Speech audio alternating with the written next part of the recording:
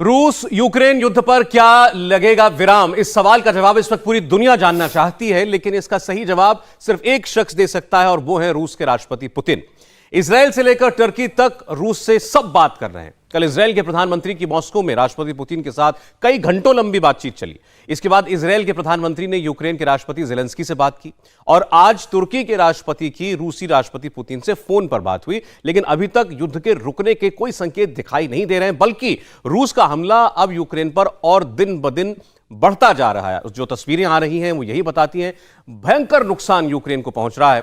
Ukraine ने रूसी फौज पर बड़ा इल्जाम भी लगाया है। इस बीच यूक्रेन ने कहा है कि रूस ने उसके आम नागरिकों पर गोली चलाई है। इरपिन में रूसी फायरिंग में 3 लोगों की जान जाने की बात आई है सामने। यूक्रेन का दावा है कि जो लोग इरपिन छोड़कर जा रहे हैं उन्हें जानबूझकर रूसी फौज निशाना बना रही है। मनीष, ये जो तस्वीरें आप देख रहे हैं इरपिन में की है और यहां पर जो यूक्रेनियन फोर्स का जवान है वो इसको बैरिकेड को लगा रहा था। उसी दौरान जैसे ही वो आगे पहुंचा उसके तुरंत आगे तो वैसे ही शेलिंग हुई और तेज की यहां पर धमाका हुआ। उस धमाके में जो जवान उस समय बैरिकेड को लगा रहा था वो पूरी तरीके से नुकसान हुआ। एक बार फिर से आप तस्वीरें देखें तो शुरुआत से अगर ये तस्वीरें देखेंगे तो उसकी सीक्वेंसिंग होगी। ये देखिए, लेकिन ये तस्वीर दिखाकर यूक्रेन ये दावा कर रहा है कि सिविलियंस को निशाना बनाया, सिविलियंस को गोली मारी। सौरभ, शुरुआत से अगर आप इसे देखेंगे तो यहां पर ठीक सामने ये एक यहां पे बैरिकेड लगाने की तैयारी थी और उसके बाद जैसे ही वो हुआ उसके बाद वो शेलिंग हुई। और आप उधर देखें तो वहां पर जो अपराइजिंग आर्मी या उनको कह लीजिए वहां के सिविलियंस से जिनके पास हथियार था, दरअसल वो लोग यहां पर थे और फिर उसके बाद ये सीधा फायरिंग हुई और फायरिंग की तस्वीर है। ये दरअसल इल्जाम दोनों तरफ से लग रहे हैं। हमारे साथ स्टूडियो में लेफ्टिनेंट जनरल संजय कुलकर्णी साहब जुड़ चुके हैं अब और जनरल चतुर्वेदी हमारे साथ बने हुए हैं। जनरल कुलकर्णी साहब, स्वागत है आपका। पहले इन आरोपों पर आप क्या कहेंगे? रूस ये कहता है कि ये ह्यूमन शील्ड बनाने के लिए अपने सिविलियंस को यूक्रेन इस्तेमाल कर रहा है और यूक्रेन कहता है कि वो सिविलियंस को टारगेट कर रहा है। जैसे कहते हैं कि युद्ध में सबसे फर्स्ट कैजुअलिटी इज ट्रूथ, और वही हो रहा है प्रोपेगेंडा वॉर के तौर। अगर आप इसी तस्वीर को देखें, एक फौजी होने के नाते मैं कह सकता हूं कि जिसको चोट लगी है वो कोई टारगेटेड नहीं है, वो कहीं शेलिंग में हुआ है, शेलिंग में हो सकता है। क्योंकि अगर वो जान करके मार रहे होते, ये जो बाकी पीछे आदमी आ रहे हैं ये भी मारे जाते किसी नॉर्मल स्मॉल आर्म्स फायर के द्वारा, पर वैसे नहीं हो रहा है। वो सब के सब उस आदमी को देख रहे हैं, कोई ऐसे टारगेटिंग नहीं है। युद्ध है, तबाही होगी, इस पर भी कोई शक नहीं है, पर कोई ऐसे टारगेटेड किलिंग नहीं है। अगर ये टारगेटेड किलिंग होता है, आप देख रहे हैं धुआं उड़ रहा है, मतलब शेलिंग हो रहा है, उस शेलिंग में वो आदमी मारा गया।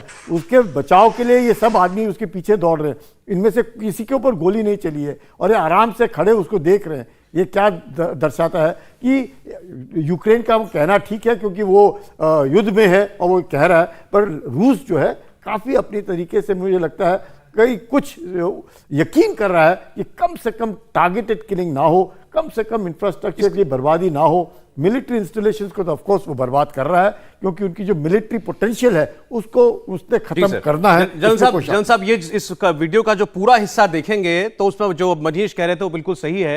ये दरअसल शेलिंग ही हुई है और ब्रिज है जिसको बॉम्ब किया गया है। ये जो तस्वीरों में दिखाई दे रहा है दरअसल ये ब्रिज का आखिरी का कॉर्नर है और यहां पर बैरिकेड लगाते हुए जो यूक्रेनियन फोर्स के सोल्जर्स थे वो दिखाई दे रहे थे। और उसके बाद वो जैसे ही आगे की तरफ बढ़े तो तेज की शेलिंग हुई और शेल का जो हिस्सा है वो ठीक सामने की तरफ हुआ। जो इंपैक्ट आया उससे वो सोल्जर जो कि उस ब्रिज को लगा रहा था, जो उस बैरिकेड को लगा रहा था, वो उधर से आगे की तरफ गिरा और गिरने के बाद वो जो आप देख रहे हैं जहां पर यूक्रेनियन फोर्स के लोग वहां पर पहुंचे, उसके अलावा जो वहां के सिविल लोग हैं जिनके पास हथियार है वो वहां पर पहुंचे देखने के लिए। टारगेटेड तौर पर नहीं हुआ, लेकिन हाँ जो ब्रिज का कॉर्नर है स्प्लिंटर इफेक्ट उसका ऐसा हुआ जिससे इंपैक्ट की वजह से हुआ। और सामने आप देखें तो इस समय जो आपको क्रेटर दिखाई दे रहा है उससे बिल्कुल क्लियर है कि वो क्रेटर उस जगह का है जहां पर तेज धमाका हुआ। यानी जब शेल गिरा, शेल जो अपना इफेक्ट देते हुए अगर करीबन जो 100 बाय 100 मीटर पे उसका ये इफेक्ट है।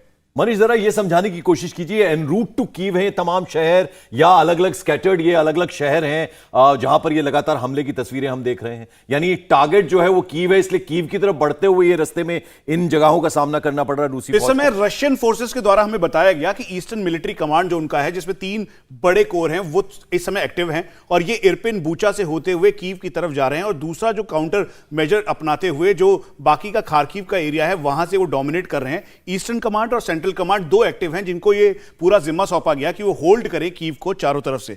इसीलिए जो ब्रिजेस थे, जो कनेक्टिव एरिया से, उन सबको पूरी तरीके से इस समय जनरल यूक्रेनियन कुलकर्णी, आर्मी फौज को demolish कर रही है। दिक्कत किस तरह की आ रही है रूसी फौज को कीव तक पहुंचने में? ये चूंकि लोग जो अपना घर है सबका, वो जिन जिन शहरों में यूक्रेनी लोग हैं, सिविलियंस हो चाहे फौज वहां पर, वो अपने शहर को बहुत अच्छे तरीके से जानते हैं, तो शायद इसीलिए रुकावटें पैदा हो रही हैं। एक तो है कि कीव में जैसे हम लोगों को बताया गया, देखने में भी आ रहा है कि तकरीबन 65 किलोमीटर के आसपास लंबी जमावड़ा है, टैंक्स हैं, बख्तरबंद गाड़ियां हैं, आर्टिलरी व्हीकल्स हैं, लॉजिस्टिक्स हैं, सब कुछ है, लेकिन वो आगे हरकत नहीं कर रहे। मुझे लगता है मकसद एक ही है कि कीव को वो अभी तक सॉफ्टनिंग जिसे बोलते हैं वो नहीं कर रहे हैं। वो नहीं चाहते हैं कि कीव को नुकसान हो, क्योंकि रूस का जो नॉर्मल कर सकते हैं, कर नहीं रहे हैं, आप ये कह रहे हैं। ये मकसद है। और कीव भी जो है, शहर जो है, तकरीबन मुझे लगता है 90% खाली हो चुका है। कीव के अंदर की आबादी नहीं है, बहुत कम है, और जो वो हैं वो लड़ने के लिए तैयार हैं। और वो भी एक बहुत बड़ी बात है कि कीव के अंदर वो लोग हैं जो Molotov cocktail, stinger missile, javelin missile, दुनिया भर के पर्सनल आर्म वेपन्स लेकर के लड़ने के लिए तैयार है। आप देखते हैं, आप ही के टीवी के चैनल के ऊपर मैं देखता हूं, इतने सारे ऑब्स्टिकल्स, एंटी टैंक ऑब्स्टिकल्स उसने रोड पे लगा रखे हैं। मतलब रूस जो है सोच रहा है कि अगर कीव पे हमला किया जाए तो क्या फायदा होगा, या पूरे विश्व भर में एक छवि जो है रूस की जो क्रिएट की जा रही है वो आपसे पहले भी कुछ मेहमान थे, उनसे भी हम यही बात कर रहे थे कि आखिर कीव की लड़ाई में इतनी देर क्यों लग रही है रूस को, या फिर ऐसा तो नहीं है कि वो जानबूझकर कब्जा नहीं करना चाहता। तो बहुत से एक्सपर्ट्स की ये भी राय है जनरल कुलकर्णी कि रूस जो है इंटरनेशनली ये ब्लेम नहीं लेना चाहता कि इतने बड़े शहर में इतनी आबादी के बीच बहुत नुकसान हो जाए।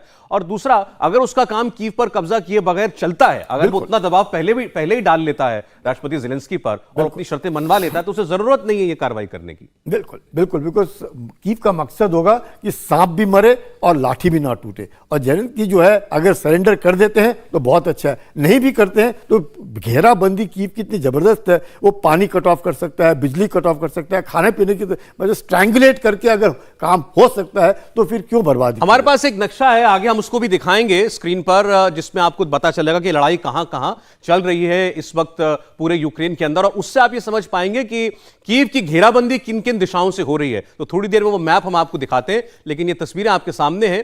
इंडिया टीवी हर वक्त हर जगह डाउनलोड करने के लिए सर्च करें India TV news Google play store या ऐप स्टोर पर।